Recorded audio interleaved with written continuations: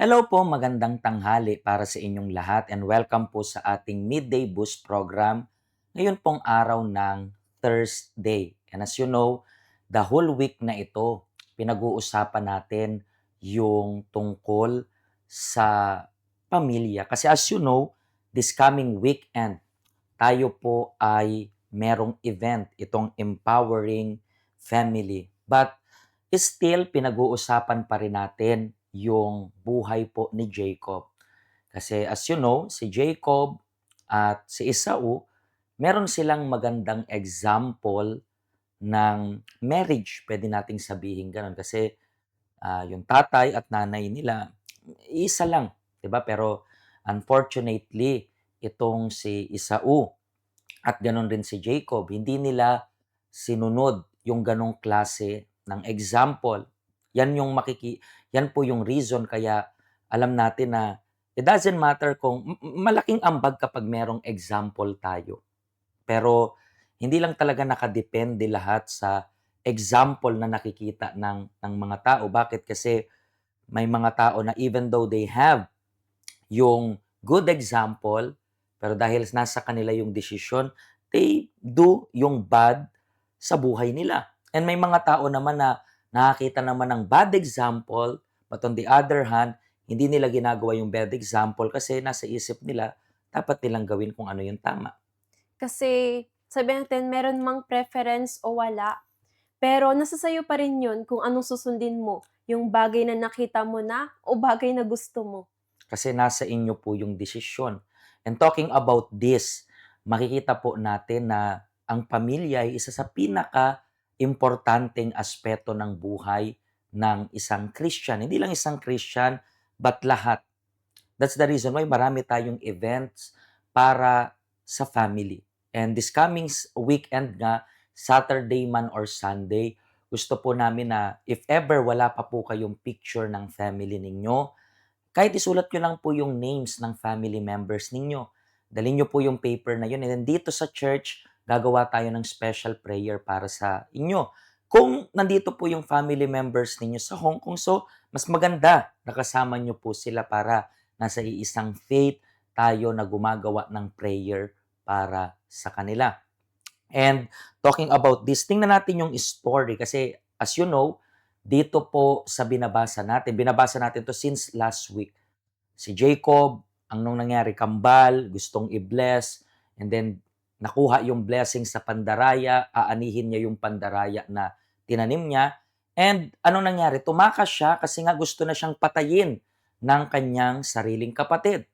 And throughout yung journey niya, meron pong nangyari. Basahin po natin dito, Genesis 28 verse 10. Sabi dito, umalis si Jacob sa Beersheba at lumakad papuntang Haran. Nang lumubog na ang araw, nakarating siya sa isang lugar doon at nanatili ng gabing iyon. Kumuha siya ng isang bato at ginawa niyang unan sa pagtulog niya. Ngayon, nanaginip siya na may isang hagdan na nakatayo sa lupa na abot hanggang langit. Naranasan mo na ba na maglayas ng bahay or hindi pa? Hindi pa ako naglayas, pero pinalayas. Pinalayas pero ginawa mo hindi naman. Hindi, hanggang gate lang kami. Hanggang gate lang. But anyway, ako rin wala pa akong experience na lumayas ako. Usually, bata pa tayo, nasa isip natin yan na kapag pinapalo tayo, pinapagalitan tayo, lalayas na ako sa bahay. Pero di naman natin talaga kayang gawin yon. But may mga cases na alam natin na naranasan talaga nilang lumayas. Hmm, And how about sunog? Nagkasunog sa bahay ninyo? no, Naranasan nyo hindi, pa? hindi. Yan ang naranasan ko. Kasi kapag naglayas ka, out of emergency, wala kang mabibitbit na kahit ano.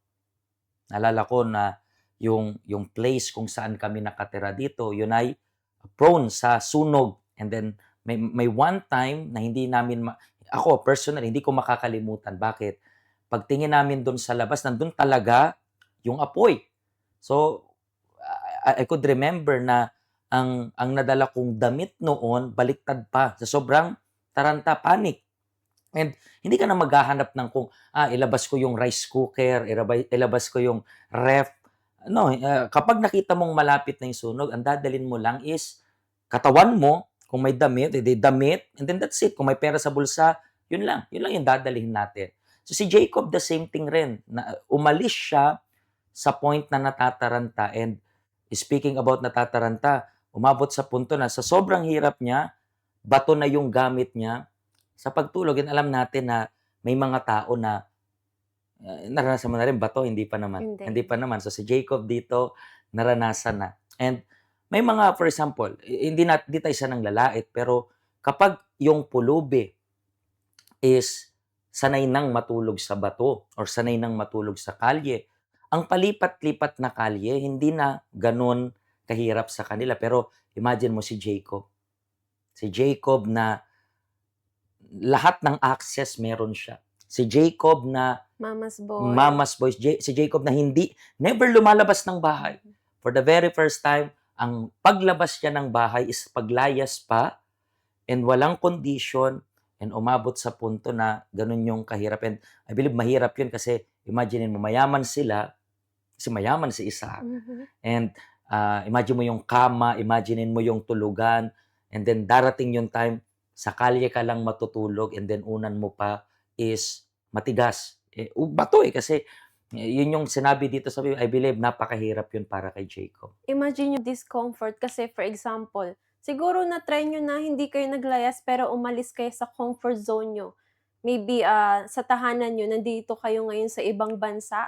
Hindi nyo alam yung language, hindi nyo alam kung ano yung mga bagay na tatahakin nyo, kung kamusta yung mga taong makakasalamuha nyo. Hindi nyo alam. Mhm. Pero tinatahak nyo yung discomfort na yun kasi kailangan. Walang choice. And dito po, habang nanonood sila, ano nangyari? Nanaginip. Nanaginip daw si Jacob. And then ano po yung panaginip niya? Sabi dito, nakita niya ang mga anghel ng Diyos na umaakyat at bumababa sa hagdan. Nakita rin niya ang Panginoon na nakatayo sa itaas ng hagdan. At sinabi sa kanya, ako ang Panginoon, ang Diyos ni Abraham at ni Isaac. Ibibigay ko sa iyo at sa mga lahi mo ang lupaing ito na iyong hinihigaan. At ang lahi mo ay magiging kasindami ng alikabok sa lupa. Mangangalat sila sa iba't ibang bahagi ng lupa. Sa pamamagitan mo at ng lahi mo, pagpapalain ko ang lahat ng tao sa mundo. Alalahanin mo palagi, alalahan mo palagi na kasama mo ako at iingatan kita kahit saan ka pumunta.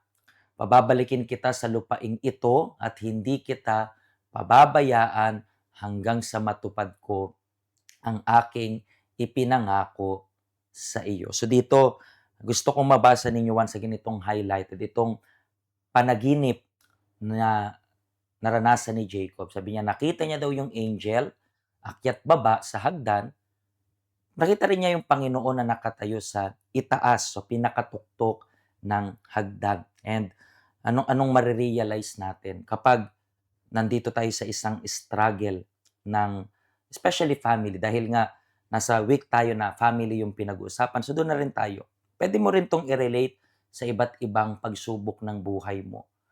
Na remember, nasa taas ka man or nasa baba ka, laging dapat nasa tuktok yung Diyos.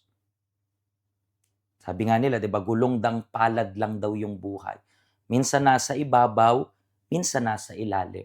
Pero regardless kung nasa ang posisyon ka, ang pinaka-importante yung posisyon ng Diyos sa buhay mo. Regardless na nasa taas ka, doesn't matter yung position mo. If you want na magtagumpay, kung gusto ninyo na mapagtagumpayan at makayanan yung problema mo, sa taas man, parang sa marriage, hirap man or ginhawa, dapat meron kang ganyang klase ng relationship sa Panginoon. I believe yung panaginip na 'to is yung moment na ni-reveal ng Diyos yung sarili niya kay Jacob, which is yung ginagawa niya sa'yo ngayon. Kasi sinasabi ng Panginoon yung mga pangako na gagawin niya sa buhay ni Jacob. Ngayon nakikita natin yung salita ng Diyos, ang daming pangako doon na nakalantad sa atin, nire-reveal niya sa atin, depende na lang sa'yo kung kukunin mo yun. Mhm. itong mga pangako na binibigay ng Diyos para sa'yo. And magandang angkinin nila yun kasi para sa kanila yun, 'di ba? Katulad ng, ang ginagawa natin is tina-transfer yung salita ng Diyos para sa inyo. Tandaan ninyo, nung nakita niya yung pangitain, nandun si Jacob sa pinakababa. Pero after nito, magmi-meet ulit sila ng Diyos. Pero ngayon, ano nang nangyayari? Blessed na, financially speaking, blessed na sa mga anak si Jacob. Ibig sabihin, nasa tuktok. Pero still, nasa tuktok pa rin dapat yung Panginoon. Huwag niyo pong subukan na, alam mo yun, ikaw yung maging Diyos ng pamilya mo. Huwag kang maging ganyan. And hayaan mo lang na nasa tuktok yung Diyos. Kasi isa sa pinaka-problema minsan, 'di ba? Dahil ang dami na nilang alam. Sinasabi nilang ibinigay na nila yung family member nila sa Diyos. Pero in the end of the day, baka yung nasa tuktok pa rin. Kaya sila nai-stress ng ganito. Wala silang peace. Kasi kung binigay mo sa Diyos, so bigay. So ibig sabihin, dapat hindi ka na nag-aalala sa binigay mo kasi dapat wala na sa'yo. Pero still, verbally speaking, sinasabi nila, o Panginoon, sa'yo na. Pero bakit sila nai-stress? Bakit nagugulumihanan pa rin sila? Kasi nga, ang nasa tuktok ng buhay nila ay walang iba kundi yung pamilya nila. Kaya hindi 'to about sa religion, hindi 'to about sa mga bagay na natutunan mo lang, it's about kung paano mo talagang hindi ipo-prove, Mhm. pero kung papaano mo talaga sinasabi sa Panginoon na, "My God, eto yung pamilya ko, hindi ako Hmm. makakapagpabago sa kanila, pero alam ko na meron kang way. Hindi ko alam kung ano yung way mo, pero andun ako. Let your will be done." Let your will be done. That's why, wag niyo pong kalimutan, empowering family this coming weekend. Okay? Ito po yung ating address, ito po yung ating helpline. Nandiyan rin po yung information natin ng schedule ng mga meetings natin. So paano po? Please, i-share niyo yung link ng program na ito. Baka may matulungang family. Baka hindi nila nakukuha yung blessing sa family. Hindi dahil may mali yung Diyos. Mali lang yung posisyon ng Diyos sa buhay nila. Itama mo yung posisyon ng Diyos sa buhay mo at anumang posisyon ng buhay mo, laging magiging maayos yan. Siguro as of now, nasa baba ka. Yan yung posisyon mo ngayon. Or maybe nasa taas ka, yan yung posisyon mo. Huwag mong papalitan yung posisyon ng Diyos kasi ang posisyon ng Diyos ay dapat laging una. Okay? Pagpalain po kayo ng Diyos and see you ngayong weekend.